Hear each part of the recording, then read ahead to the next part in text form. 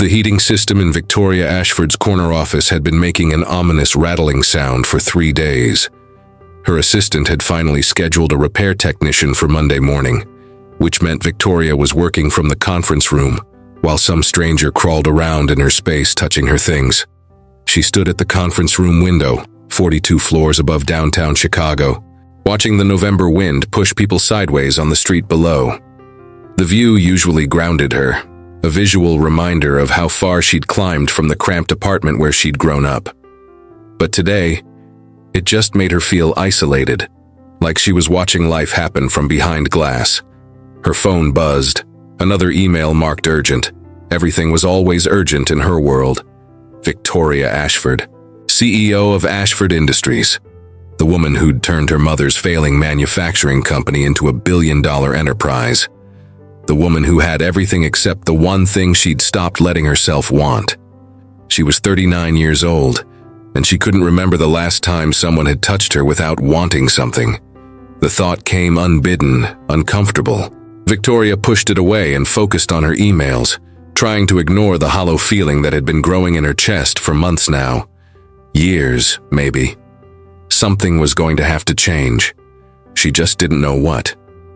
Ethan Cooper knelt beside the industrial heating unit in the executive office, his toolbox open beside him, and tried not to think about the fact that he was working in a space that probably cost more per square foot than his entire apartment.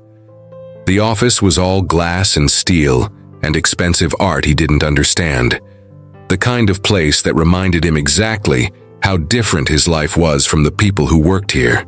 "Stay close, Lily," he said without looking up. "Don't touch anything." His daughter sat cross-legged on the floor near the door, coloring in the book he'd brought to keep her occupied. She was 6 years old, with her mother's dark curls and his own gray eyes, and she was the reason he took every job he could get, even the ones that meant bringing her along when Mrs. Patterson next door wasn't available to babysit. Lily hummed softly as she colored, unbothered by the fancy office or the importance of the building. That was the gift of being 6. You didn't know yet that the world was divided into people who mattered and people who fixed things for the people who mattered. Ethan located the problem, a worn bearing that was causing the whole system to vibrate, and started the delicate work of replacing it. His hands were steady despite 3 hours of sleep and the constant low-grade anxiety that was his baseline these days. Single parenting was like walking a tightrope while juggling. The moment you thought you had your balance, something else got thrown into the mix. "Daddy?"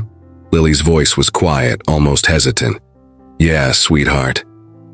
"Is this where really important people work?" Ethan glanced over at her. She was looking around the office with those observant eyes that saw too much. "Yeah, I guess so. The lady who works here runs the whole company. She must be really smart." "Probably." Ethan went back to the bearing, applying careful pressure. "Why?" "Just wondering." Lily returned to her coloring, but Ethan could feel the wheels turning in her mind. She got quiet like this when she was thinking about things she didn't know how to ask about. The bearing came loose, and Ethan breathed a sigh of relief. Another hour, maybe less, and they'd be out of here. Then he had an afternoon job in Lincoln Park and an evening shift at the hardware store. Lily would go to Mrs. Patterson's for dinner, and Ethan would pick her up at 9, tuck her in, and collapse into bed for another 4 hours before the cycle started again. It was fine. It was manageable. It was all he had. Victoria returned to her office at 11, expecting to find it empty. Instead, she found the repair technician still working on the heating unit, his toolbox spread across her expensive carpet, and a little girl sitting near the door. The girl looked up when Victoria entered, her eyes going wide. She was small for her age, maybe 6 or 7, with a tangle of dark curls pulled back in a slightly crooked ponytail. She wore jeans with worn knees and a purple sweater that had seen better days, and she was clutching a coloring book like it was a shield. Victoria froze, momentarily thrown by the presence of a child in her office. Children didn't come to this floor. Children didn't exist in this building, period, except for the company-sponsored Bring Your Kid to Work Day she always scheduled meetings to avoid. The technician looked up from his work, and Victoria recognized him from the ID badge clipped to his shirt. Ethan Cooper, from the building's regular maintenance contractor. He had the weathered hands of someone who worked with tools for a living, and the kind of tired eyes that spoke of not enough sleep and too much responsibility. "Ms. Ashford," he said, climbing to his feet quickly. "Sorry, we're almost done. Just finishing up the bearing replacement." "It's fine." Victoria's voice came out colder than she intended. She had a phone call in 10 minutes and reports to review before her afternoon meeting, and she'd already been displaced from her office for 2 hours. "How much longer?" 20 minutes, 30 at most." Ethan wiped his hands on a cloth. "I apologize for my daughter being here. My sitter canceled last minute and I couldn't reschedule the job. She won't be any trouble." Victoria's eyes flicked to the girl, who was watching their exchange with solemn attention. There was something in that gaze that made Victoria uncomfortable. Not the child herself, but what she represented. The messy reality of lives lived without nannies or backup childcare or any of the resources Victoria took for granted. "It's fine," Victoria repeated, moving to her desk to gather the files she needed. "Just finish up." She could feel the child's eyes following her as she moved around the office. It was unnerving, being watched with such frank curiosity. Victoria was used to being observed, scrutinized even, but not like this. Not with the uncomplicated interest of someone too young to care about net worth or corporate hierarchies. Victoria collected her files and was heading toward the door when the girl spoke. "Excuse me?" The voice was small but clear. Victoria turned, surprised. The girl had stood up, still clutching her coloring book, and was looking at Victoria with an expression of determined nervousness. "Yes. Are you the important lady my daddy was talking about?" Victoria blinked. "I suppose so. I work here." The girl nodded, processing this. Then, in a rush, like she'd been gathering courage, "Do you want to come to the mother-daughter breakfast at my school?" The question was so unexpected that Victoria couldn't immediately process it. "I'm sorry, what?" "The mother-daughter breakfast, it's next Friday at my school. All the moms are coming. And we get to have pancakes and juice and there's crafts." The words tumbled out faster now, like Lily was afraid she'd lose her nerve. "Do you want to come with me?" Victoria felt something tighten in her chest. She looked at the technician, Ethan, who had gone very still, his face carefully neutral. "I don't understand," Victoria said carefully. "Why are you asking me?" Before Lily could answer, Ethan moved toward his daughter, his hand gentle on her shoulder. "Lily, you can't just ask random people to—" "But you said I could ask someone I thought was nice," Lily interrupted, looking up at her father. "And she looks nice, even if she seems sad." Victoria felt exposed, seen in a way that made her want to retreat behind her professional mask. But something kept her rooted in place, watching this father and daughter navigate a moment that clearly held more weight than a simple question about breakfast. "Lily," Ethan said, his voice soft but firm. "Ms. Ashford is very busy. She doesn't have time for school events." "But all the other kids will have their moms there." Lily's lower lip trembled. "I don't want to be the only one without a mom." The words hung in the air, heavy with meaning. Victoria saw Ethan's jaw tighten, saw the way his hand on Lily's shoulder tensed, and then deliberately relaxed. "Sweetheart," he said, and his voice was gentle but carried an old grief. "You know why your mom can't be there." "I know." Lily's voice was barely a whisper. "But everyone else has a mom. And I just thought—" She looked at Victoria with those enormous eyes. "I just thought maybe you could come. Just this once. So I'm not alone." Victoria felt something crack open in her chest. The carefully constructed walls she'd built around the part of her that wanted connection, that ached for something more than quarterly reports and board meetings, suddenly felt tissue thin. She should decline, professionally, kindly, but firmly. She had no obligation to this child, no connection beyond the coincidence of Ethan working on her heating system. But before she could speak, Ethan did. "Her mom's in heaven," he said quietly, his eyes meeting Victoria's. There was no manipulation in his expression, no expectation, just a simple statement of fact, an explanation for his daughter's question. Lily's mom passed away 2 years ago. The school does this mother-daughter thing every year, and it's—" He stopped, swallowed. "It's hard." The words settled into the space between them.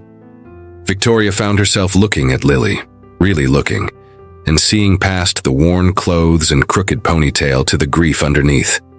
This child, who'd lost her mother at 4 years old, was asking a stranger to fill that space for one morning, because being alone was worse than the vulnerability of asking. "I'm sorry," Ethan said, his hand moving to guide Lily toward their things. "We shouldn't have put you on the spot like this. Lily, apologize to Ms. Ashford and get your stuff. We're almost done here." "Wait." The word came out before Victoria could think it through. Both Ethan and Lily looked at her, surprise evident on their faces. "The breakfast. When did you say it was?" "Next Friday," Lily said, hope creeping into her voice. "At 8 o'clock, at Franklin Elementary." Victoria pulled out her phone, already knowing she had a morning meeting scheduled. A meeting with the marketing team about the new product line. Important, but not critical. Definitely not more important than a 6-year-old girl who'd just lost her mother asking for help with the kind of raw honesty that made Victoria's chest ache. "I'll be there," Victoria heard herself say. Lily's face transformed, grief and nervousness giving way to pure joy. "Really? You mean it?" "I mean it." Victoria looked at Ethan, who was staring at her like she'd just performed a miracle. "Just tell me what time and where to go." "Franklin Elementary, room 104, Ethan said, his voice rough with something that might have been gratitude or disbelief or both. 8 o'clock, but Ms. Ashford, you really don't have to." "I know I don't have to." Victoria's voice was firmer now, more certain. "But I'm going to." Lily rushed forward and hugged Victoria's legs before anyone could stop her, a fierce squeeze that lasted only a moment before Ethan gently pulled her back. "Thank you," he said to Victoria, and the simple words carried a weight that made her throat tight. "You have no idea what this means to her." Victoria nodded, not trusting herself to speak. She gathered her files and left the office, her mind already spinning with the logistics of rearranging her schedule and the deeper question of what she'd just agreed to. Behind her, she could hear Lily's excited chatter and Ethan's quieter responses, and something in Victoria's chest that had been frozen for years began, tentatively, to thaw. Ethan finished the repair in a daze, his hands moving through the familiar motions while his brain tried to process what had just happened. Victoria Ashford, billionaire CEO, one of the most powerful women in Chicago, had just agreed to attend a elementary school mother-daughter breakfast because his 6-year-old had asked her to. It was absurd, it was impossible, and yet it had happened. "Daddy," she said yes.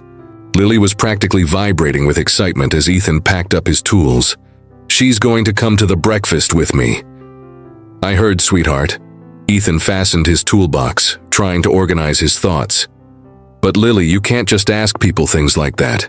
Especially not people like Ms. Ashford." "Why not? You said I could ask someone nice." "I meant someone we know, like Mrs. Patterson or Aunt Sarah. But Mrs. Patterson has a bad hip, and Aunt Sarah lives in Texas." Lily's logic was irrefutable. Ms. Ashford was here and she looked sad and lonely, like she needed someone to care about her breakfast too. Ethan stopped, looking at his daughter. Sometimes she saw things with a clarity that left him breathless. "You thought she looked lonely?" "Really lonely. The way you look sometimes when you think I'm asleep." The observation hit harder than it should have. Ethan pulled Lily into a hug, breathing in the strawberry scent of her shampoo. "I love you, you know that?" "I know. I love you too." Lily hugged him back, then pulled away to look up at him seriously. "She's really going to come, right? She won't forget." "I don't know, baby. She's very busy. If she can't make it, she'll come," Lily said with absolute certainty. She promised. Ethan wished he had his daughter's faith. In his experience, people like Victoria Ashford made promises to people like him and then forgot about them the moment something more important came up. It wasn't malicious. Their lives just existed on different planes. But he'd seen something in Victoria's eyes when she looked at Lily. Something vulnerable and lonely, and achingly human. Maybe, just maybe, she'd actually show up. Victoria spent the rest of the day unable to focus. She rescheduled her Friday morning meeting, citing a personal obligation, and ignored her assistant's raised eyebrows. She'd never rescheduled a meeting for personal reasons. She didn't have personal reasons, generally speaking. That evening, alone in her penthouse apartment with its floor-to-ceiling windows and designer furniture, Victoria poured herself a glass of wine and tried to understand what she'd done. She'd agreed to attend an elementary school event with a child she didn't know, filling in for a mother who was dead. It was complicated and emotional and exactly the kind of messy human connection she'd spent years avoiding. And yet, she kept thinking about Lily's eyes, the way the girl had looked at her with such hope, such desperate bravery, the way Ethan had explained his daughter's loss with quiet dignity, not asking for pity but offering context. Victoria walked to the window, looking out at the city lights.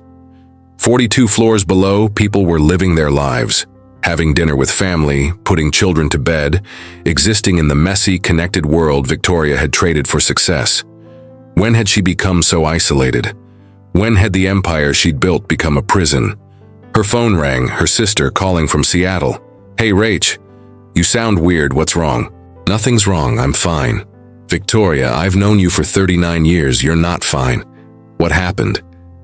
And because it was Rachel, because her sister was the only person left who remembered Victoria before the money and the power, she told her. About the repair technician and his daughter. About the question and the answer she'd given.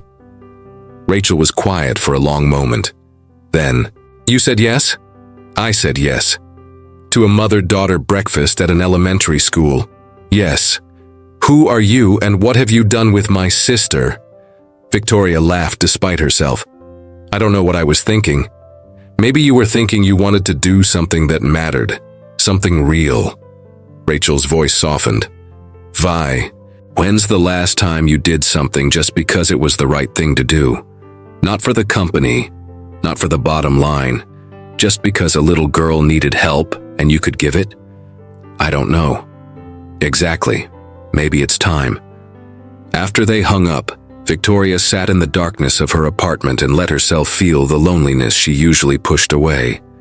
The ache of coming home to silence every night, the hollow victory of another successful quarter, when there was no one to celebrate with. The creeping fear that she'd spent so much time climbing, that she'd forgotten what she was climbing toward.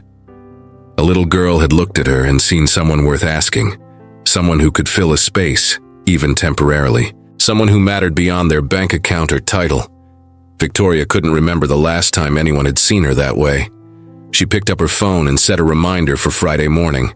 Franklin Elementary, room 104, 8 o'clock. She wouldn't forget. The week passed in a blur. Ethan worked his usual rotation of jobs, trying not to think about Friday too much. Lily, on the other hand, thought about nothing else. She planned her outfit days in advance, her purple dress with the flowers, her good shoes, the hair ribbon Aunt Sarah had sent for her birthday. "What if she doesn't come?" Lily asked for the 100th time on Thursday night. "Then we'll figure something else out," Ethan said, braiding her hair for bed. "But if she doesn't come, it won't be because she doesn't care. Sometimes grown-ups have emergencies." "She'll come," Lily said, but there was uncertainty in her voice now. Ethan finished the braid and kissed the top of her head. "Try not to get your hopes too high, okay? Ms. Ashford is very busy and important." "You're busy and important too, and you always come to my stuff." "That's different, I'm your dad." "But she said she'd come, and she looked like she really meant it."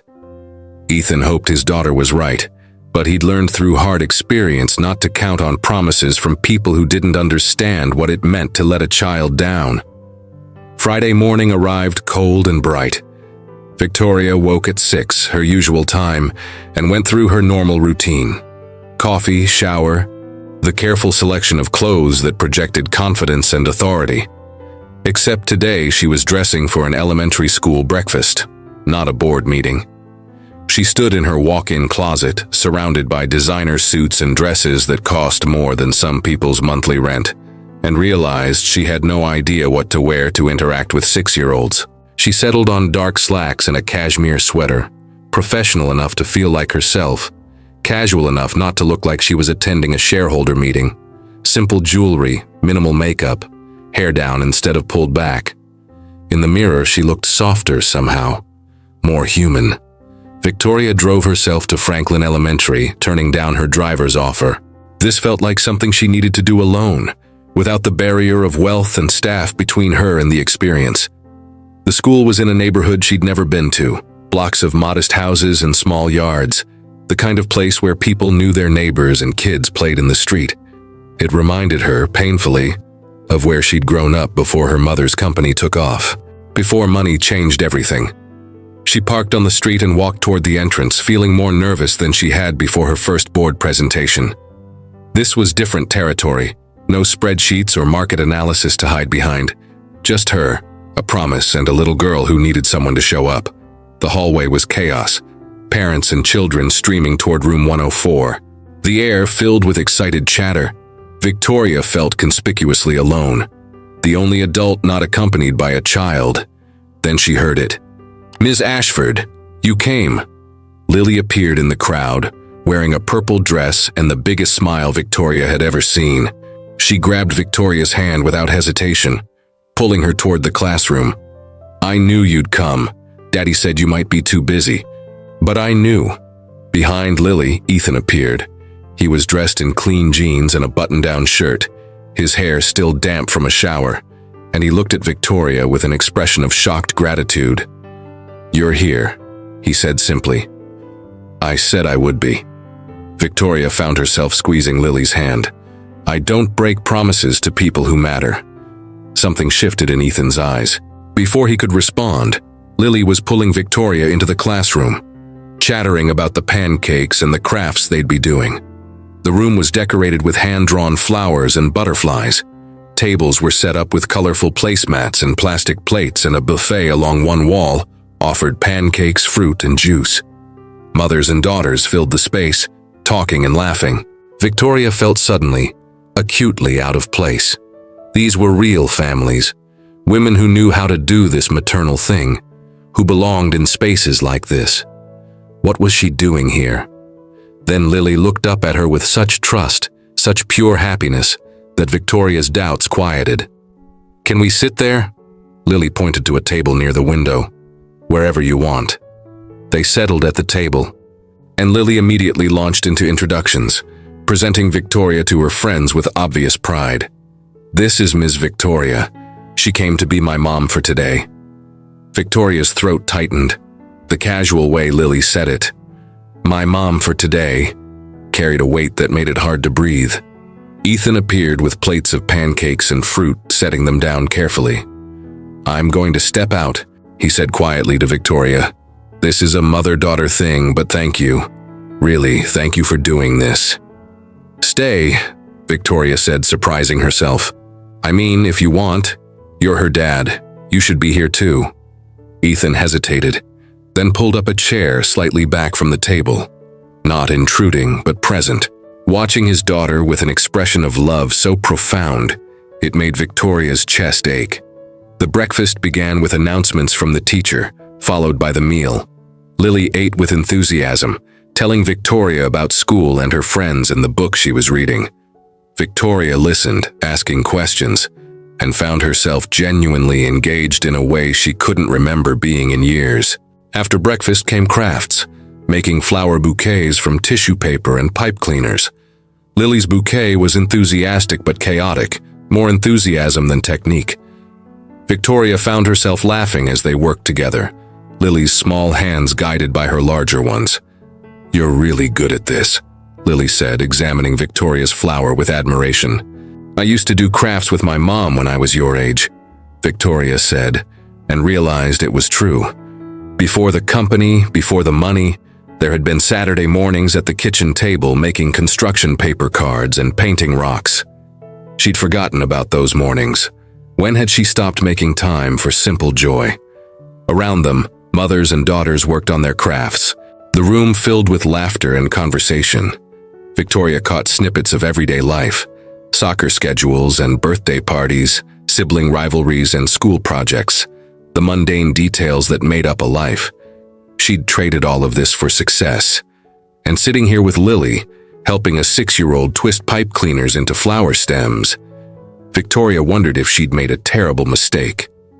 "Ms. Victoria?" Lily's voice was quiet, almost shy. "Can I tell you something?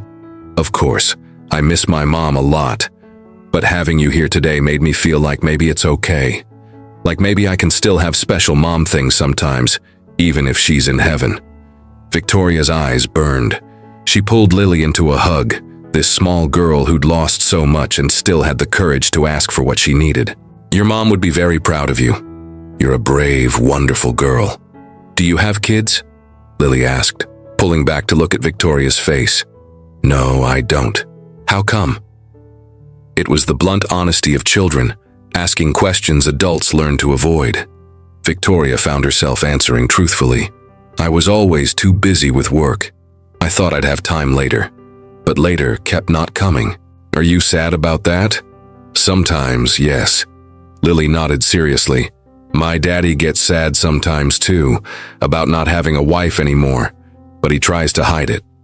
Victoria glanced at Ethan, who was watching them from his chair, his expression unreadable.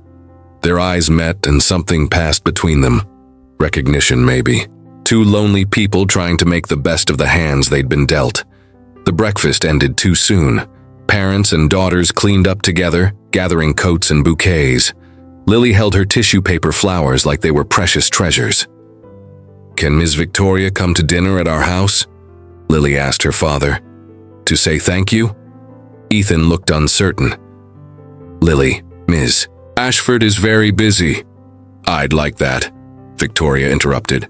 "If the invitation's genuine." "It's genuine," Ethan said, something warm in his voice. "Tomorrow night? Nothing fancy, just pasta and whatever I can pull together." 6 o'clock? 6 o'clock, Victoria agreed. She left the school with Lily's bouquet in hand, a tissue paper creation that would look ridiculous in her penthouse, but that she knew she'd keep anyway. In her car, alone, Victoria let herself cry, for the child she'd been who made crafts with her mother, for the woman she'd become who'd forgotten how to connect, for the little girl who'd reminded her what actually mattered. Her phone buzzed with work emails, urgent matters requiring her attention. Victoria ignored them all and drove home with a tissue paper bouquet on her passenger seat, feeling more alive than she had in years. Ethan's apartment was exactly what Victoria expected. Small, cluttered with the debris of daily life, warm in ways her penthouse would never be. Lily gave her a tour with obvious pride, showing off her bedroom with its hand-me-down furniture and walls covered in drawings. "Daddy lets me put up whatever art I want," Lily explained. "He says a room should show who lives there." Victoria thought of her own apartment, professionally decorated with nothing personal visible. "Your dad's a smart man." Dinner was simple, pasta with homemade sauce, salad, garlic bread. Ethan cooked with the confidence of someone who'd learned by necessity, and the food was better than half the expensive restaurants Victoria frequented. They ate at a small table barely big enough for 3, Lily chattering about school while Ethan asked Victoria questions about her work that showed genuine interest, rather than networking ambition. It felt easy in a way Victoria's usual social interactions never did. After dinner, Lily fell asleep on the couch during a movie, her head on Victoria's lap. Victoria looked down at the sleeping child, feeling the warm weight of her, and something shifted fundamentally in her understanding of what mattered.